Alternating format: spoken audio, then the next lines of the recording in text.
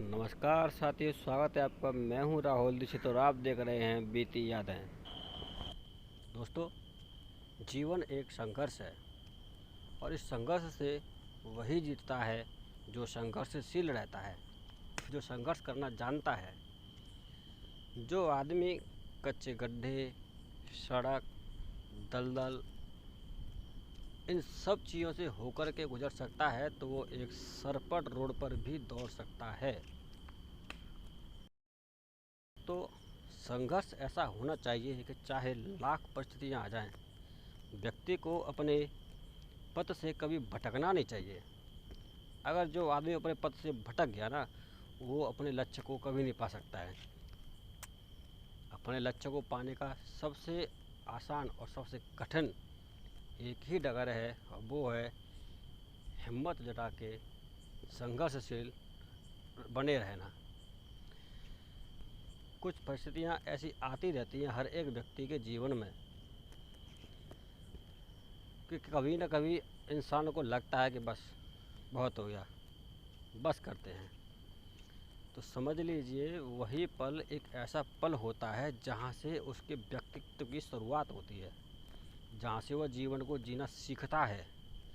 और जो व्यक्ति यह समझ लेता है वो फिर इतिहास लिख देता है। और आज हम ऐसी ही एक व्यक्तित्व की बात करेंगे, ऐसे ही एक उस महान व्यक्तित्व की बात करेंगे जिसने एक पैर कटा होने के बावजूद दुनिया की सबसे ऊंची चोटी एवरेस्ट पर तिरंगा फहराकर देश का दुनिया में नाम रोशन किया। हम बात कर रहे हैं अरुणिमा सिन्हा की, जो दुनिया की पहली ऐसी विकलांग औरत हैं जिन्होंने एवरेस्ट पर चढ़ाई की। और चढ़ाई ही नहीं की, उसको फतेह भी किया। पूरे दल बल के साथ वहाँ तिरंगा भी लहराया और भारत का नाम रोशन किया। दोस्तों, अरुणिमा सिन्हा का जन्म उत्तर प्रदेश के अंबेडकर ज़िले के पंडा टोला गांव में हुआ था।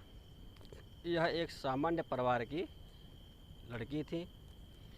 बचपन से ही इनको वॉलीबॉल खेलना बहुत पसंद था।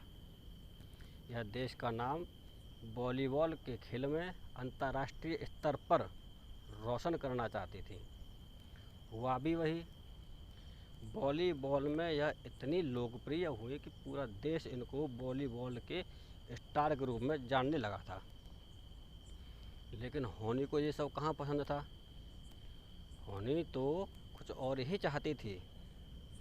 एक समय की बात है जब अरुणिमा लखनऊ से दिल्ली जा रही थी पद्मावती एक्सप्रेस से।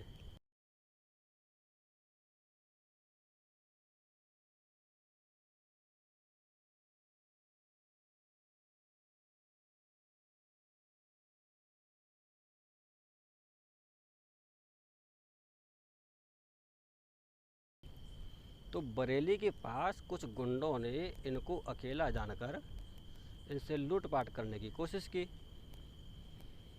बहुत लंबे समय तक, बहुत ज़्यादा समय तक हाथापाई हुई, खींचतान हुई, छटपटाहट हुई और आखिर में उन लुटेरों को, गुंडों को, चोरों को हार माननी पड़ी। वो सब के सब एक उस अकेली निहत्थी लड़की के सामने पस्त हो गए थे। ये सब देखकर उन गुंडों से रहा न गया और अपनी खींच उतारते हुए उन्होंने उस लड़की को ट्रेन से बाहर फेंक दिया। और सोचिए, रात का समय है और एक अनजान लड़की किसी अनजान जगह पर, ऐसी जगह फेंक दी जाए जहाँ दूर दूर तक आदमी दिखाई न दे। तो सोचिए, ज़रा सोच करके देखिए कि उस लड़की के दिल पर क्या गुजर रही होगी। जब अरुणिमा को ट्रेन से बाहर फेंक दिया गया तो उसका एक पैर पटरी और ट्रेन के पहियों के बीच में आ गया, जिससे उसका बायां पैर कटकर उसके शरीर से अलग हो गया। यह सब देख करके अरुणिमा रोने लगी।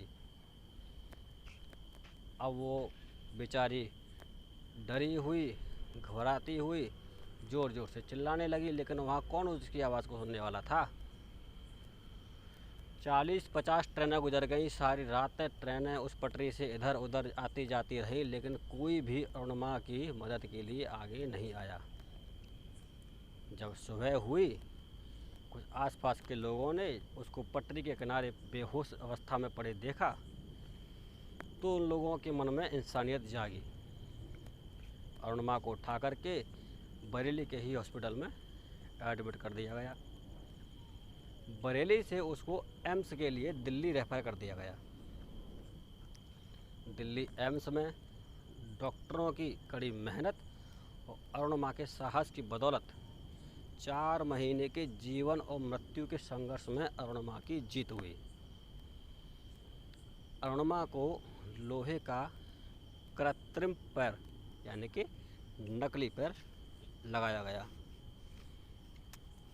अब वहीं एक तरफ तो उसके घर वाले, उसके रिश्तेदार नातेदार इस बात से परेशान थे कि जो राष्ट्रीय स्तर की वॉलीबॉल खिलाड़ी है उसका तो जीवन ये समझो ख़त्म ही हो गया। वॉलीबॉल खेलना तो बहुत दूर, ग्राउंड पर वो उछल कूद भी नहीं कर पाएगी। वहीं अरुणिमा लोहे का नकली पैर पाकर के इतनी खुश थी, पता नहीं उसके मन में क्या विचार चल रहे थे। लेकिन इसी विचार से प्रेरित होकर अरुणिमा ने एक दिन सभी घर वालों को, पड़ोसियों को और रिश्तेदारों को सकते में डाल दिया। सभी हैरान परेशान हो गए कि अचानक अरुणिमा जमशेदपुर बछेंद्री पाल से मिलने के लिए क्यों पहुंच गई। जी हाँ, वही बछेंद्री पाल जो भारत की सबसे पहली महिला हैं जिन्होंने एवरेस्ट की चोटी पर चढ़ाई की थी। उन्होंने बछेंद्री से जाकर के निवेदन किया कि मुझे एवरेस्ट पर चढ़ाई करनी है। बछेंद्री ने अरुणिमा की हालत को देखा और फिर उसे सुझाव दिया कि तुम उस हालत में नहीं हो कि तुम एवरेस्ट की चढ़ाई कर सको। तुम अपने घर जाओ, तुम्हें आराम की ज़रूरत है। लेकिन अरुणिमा कहाँ मानने वाली थी। उसने ठान लिया कि अब तो वो एवरेस्ट को फतह करके ही मानेगी। उसकी जिद के आगे फिर बछेंद्री पाल जी को झुकना ही पड़ा। बछेंद्री पाल ने उसको लद्दाख ले जा कर के ट्रेनिंग दी। ट्रेनिंग देने के बाद जब पूरे दल बल के साथ अरुणिमा एवरेस्ट के लिए निकली, तो पूरे दल बल के साथ, पूरी तैयारी के साथ अरुणिमा ने एवरेस्ट की चढ़ाई शुरू कर दी। कई दिन गुजर गए, कई रातें गुजर गई, सब हैरान परेशान हो गए। फिर उसी दल के कुछ लोगों ने अरुणिमा को सुझाव दिया कि बस बहुत हो गया, तुम्हारे लिए यही बहुत है। ऐसी अवस्था में भी इतनी ऊपर चढ़ाई आज तक कोई कर नहीं पाया, तुम्हारे लिए यही बहुत है, अब बस करते हैं, वापस चलते हैं। लेकिन उसके हौसले इतने बुलंद थे कि उसने लौटने से मना कर दिया। बोले कि अब तो मैं चढ़ाई करके ही रहूँगी, चाहे जो हो जाए।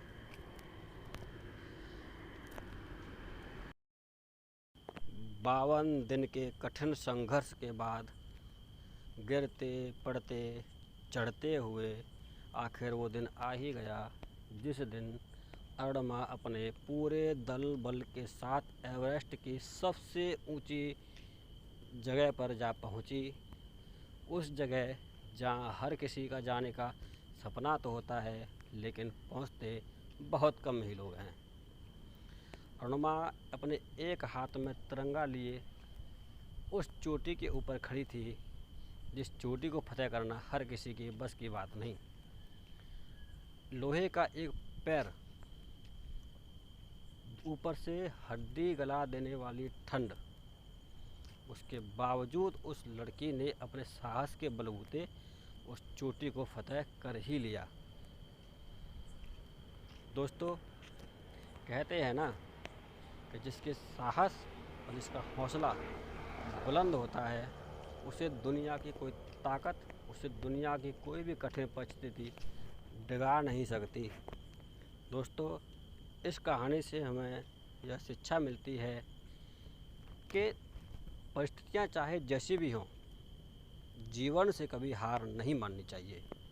क्योंकि जहाँ हमें लगता है ना कि अब ये परिस्थिति ऐसे आ गई है, यहाँ से आगे हम बढ़ नहीं सकते, असल में वही समय ऐसा होता है जो आपकी पहचान पूरे समाज, पूरे देश में करवाता है। जब आप बगैर सोचे, बगैर डरे, अपने साहस को डगाए बगैर आगे बढ़ते जाते हैं, तो दुनिया आपके कदमों में होती है। और वही अरुणिमा ने कर दिखाया।